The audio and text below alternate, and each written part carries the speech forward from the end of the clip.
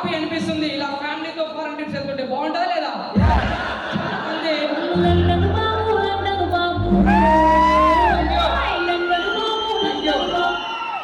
Thank you music system, thank you. So real గా చాలా మంది ఒకరే వెళ్తారు ఫారెన్ వెళ్తే, అవునా కదా? బట్ ఈ బిజినెస్ తరఫున ఫ్యామిలీ వెళ్తున్నాం అంటే బాగుందా లేదండి?